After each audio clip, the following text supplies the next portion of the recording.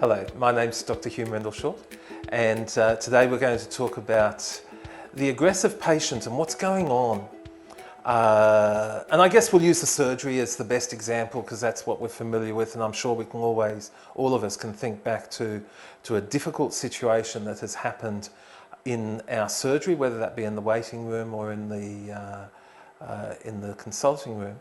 The aggressive patient, what's going on? What's actually happening, and who's bringing this agenda to this situation, and why, and what can we, as a health professional, what can our approach be to that? And I guess you've been in the situation and you know that an awful lot of thoughts are running through your head at the time.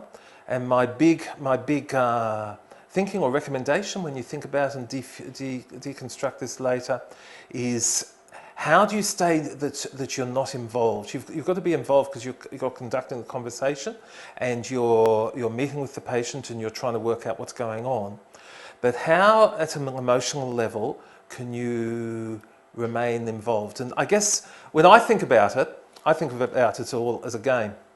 And I basically think, okay, let's remove myself from this situation so that I can think about it dispassionately, like a game. And if I lose, I lose. If I win, I win. What I'm really after is some improvement for the patient by way of analysing what's going on and then moving them along a path to somewhere a bit better. And I guess what it does for me is it removes my own emotions, because fundamentally in an aggressive patient situation you've got two sets of emotions going on, whether you like it or not.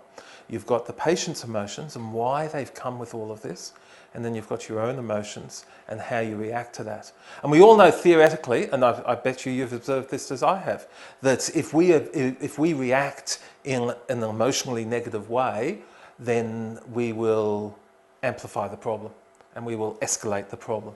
And if we can react in an emotionally calming way, then we've got a chance. No guarantees, as I said, this is a game. We may win or we may lose, but we've got a better chance of actually calming down this situation, improving. So I want to also recognise that, I guess especially in the rural situation, but even in my own provincial situation, it's not uncommon for us to be in these situations in our consulting room where we actually know the patient a bit, or the patient's got a reputation, or maybe we have seen the patient, or certainly the patient is an acquaintance of an acquaintance type of stuff within our own community. And what effect does that have on how we manage it and how we handle it?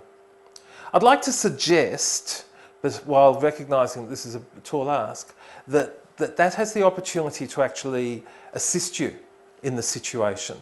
And by that previous knowledge, by that previous understanding, maybe you know some clues about this person whereby you can get in under their skin. Because that's the other part of the whole exercise, is to listen.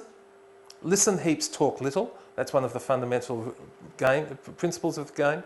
And in listening, to really listen to what's actually upsetting the person and what's going on in their head, so that you can show that you're listening, and so that the person can say, this person really listens. And I think if you think of those situations where you've been successful or had a bit of a win with the aggressive situation, it's probably where the patient has realised, hey, doctor, this person is listening to me, is recognising that this is the problem. I suspect that often we don't come up with absolute solutions in these situations, but that's where I think that we demonstrate some calming in the situation. So thank you for listening. I guess I just want to finalise by saying I haven't really attempted in this one to give you the answers. And I absolutely recognise that the whole way through that we're acting, that we're being a doctor, we're thinking through such stuff as diagnosis and whether that be physical or emotional or social diagnosis as to why this person is where they are. I recognise that. I guess what I've tried to do here is set a mindset. Give us a mindset that I, in my experience, have found is calming in a situation rather than aggravating a situation. Thank you.